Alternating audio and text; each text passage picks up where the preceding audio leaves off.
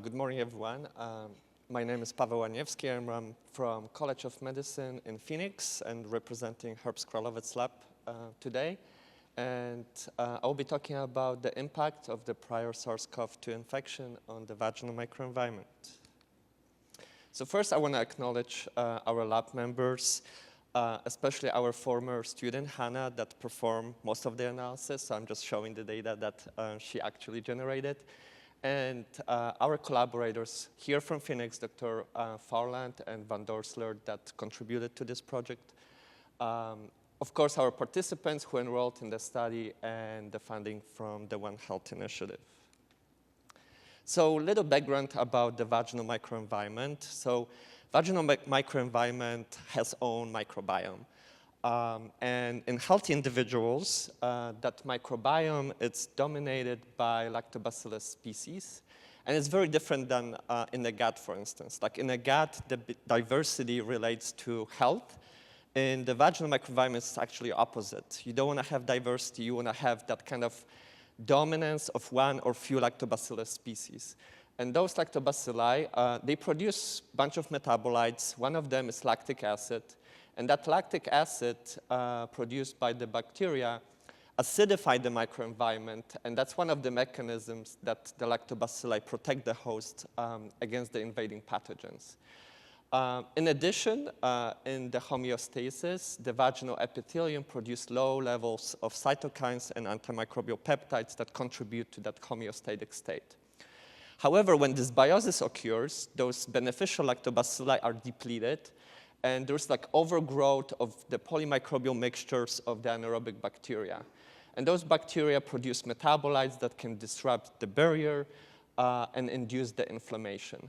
So that high diversity in the local microenvironment, it's linked to numerous adverse gynecologic and reproductive outcomes, including bacterial vaginosis, higher acquisition of the STIs, like HPV, and even the progression to cervical cancer that relate to that HPV.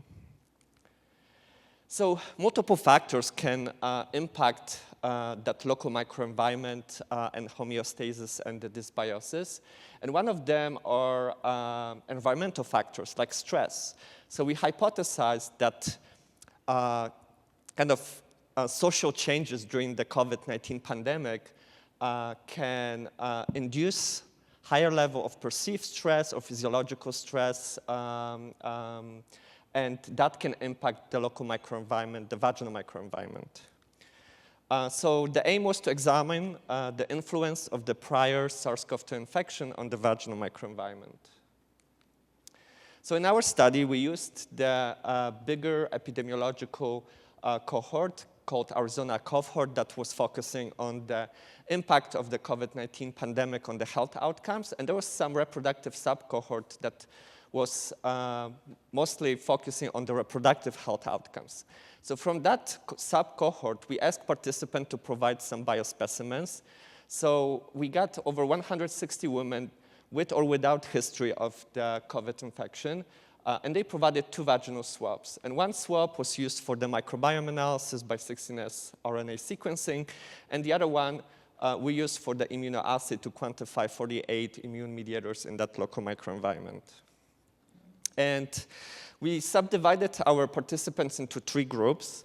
One with no prior history of the SARS-CoV-2 infection, and then the ones that had the history of the infection, we subdivided them into symptomatic and asymptomatic infections. And here's our participant demographics, and you can see that most of our participants were in their 30s. They were mostly non-Hispanic, white, and highly educated. So first, we did the microbiome analysis, and we look more globally. So for that, we look on the alpha and beta diversity. So alpha diversity, it's measuring the species richness, so how diverse the sample can be. So higher diversity, it's like more bacterial species within the sample. And I want to remind you that, again, that low diversity is associated with health, and the high diversity is associated with disease. And you can see it on this graph that participants with the history of the symptomatic infections have elevated alpha diversity that we didn't observe in our controls that were the participant without the history of infection or the history with asymptomatic infection. Then we look also on the beta diversity.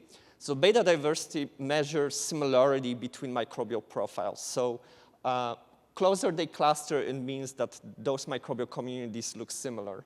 And you can see it on this graph again, that when you look on the samples from participants with no history of infection or asymptomatic infection, they kind of cluster together. But the participants with the with history of symptomatic infections, they were clustered a little separately, suggesting that there's different microbial profiles for those participants.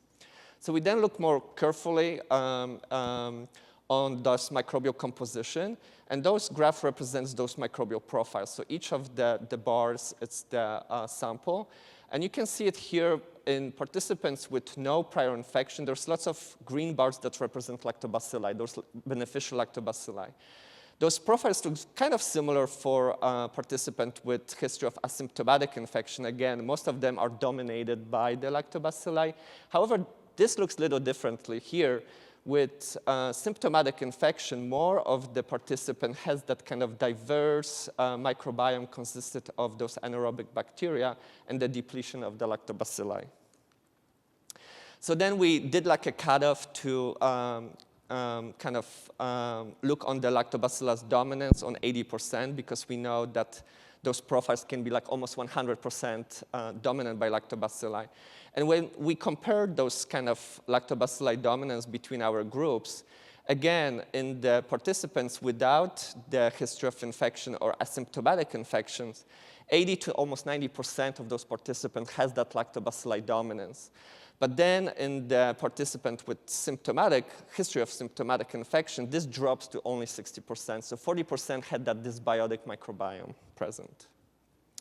So then we tried to identify the particular taxa that was associated with the prior infection. And we identified 3 bacteria that were depleted in those participants, and 2 of them were lactobacilli species that are found in the vaginal microenvironment, Lactobacilli gasseri and Jensenii.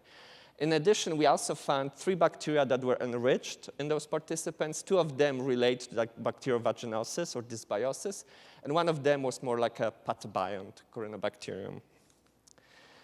Then we stratified those patients again based on the symptoms, and what we observed, again, like a trend that only participants with history of symptomatic infections had depletion or elevation of those particular bags, suggesting again that you need to have symptomatic infection to impact the composition of the microbiome. We also performed some putative metabolic pathway analysis using PICRAS. So we look on those microbial profiles among those women, and we try to identify what kind of metabolism is changed in those participants. And we observed multiple pathways, mostly involved in amino acid metabolism. That was kind of expected because we know those dysbiotic microbes actually use amino acids as a carbon source or energy source. In addition to those amino acids, we identified some kind of lipid signatures, and one of the interesting pathways was this arachidonic acid pathway that was upregulated in those participants with the history of COVID. And this pathway can play a role in the prostaglandin production, and prostaglandins are known factors that can induce the inflammation. So that kind of leads us to another aspect that we did. It's looking at the genital inflammation in that vaginal microenvironment. So we measured those 48 cytokines, and we identified 7 immune mediators that were actually upregulated in those women with the prior infection compared to the no infection. And interestingly, the profile showed that there were like the highest elevation of IL-13 and 25. These are Th2 cytokines that play a role mostly in allergic reactions, so it's kind of unexpected finding. And we found some of the pro-inflammatory cytokines as well to be elevated in those participants. When we stratified again on those asymptomatic and symptomatic infection, all of them were increased highly in the participant with history of symptomatic infection, and only that IL-25 or IL-17E was elevated in both participants regardless of the symptoms. So then we want to explore a little more that relationship between the inflammation and the microbiome. So here we compared those immune profiles between women with lactobacilli dominance and with those dysbiotic microbes to see if that higher inflammation relates to the changes of the microbiome. And actually, we find a little different profile. So it looks like different cytokines relate to the microbiome changes, and other cytokines, like those Th2 cytokines, relate more to just that history of the past SARS-CoV-2 infection. So further, we try to prove that. So we look on the correlation between immune mediators and the taxa that we identified to be elevated in those participants with the symptomatic infection, and we didn't find any correlations, meaning, again, that these factors are independent from each other. So in summary, we found that the prior, mostly symptomatic SARS-CoV-2 infection can have an impact on the vaginal microenvironment, and those participants have the depletion of the beneficial lactobacilli and at the same time increase of that dysbiotic bacteria. We also identify some immune mediators related to those changes. Some of the pro-inflammatory cytokines were related to the microbiome, but we also find some immune mediators like Th2 cytokines, IL-13 and 25, that related more to that past SARS-CoV-2 infection than the microbiome changes. So with that, we're starting to looking on those mechanisms, how that stressors during the pandemic and the previous infections can impact vaginal microenvironment and reproductive health outcomes. Thank you.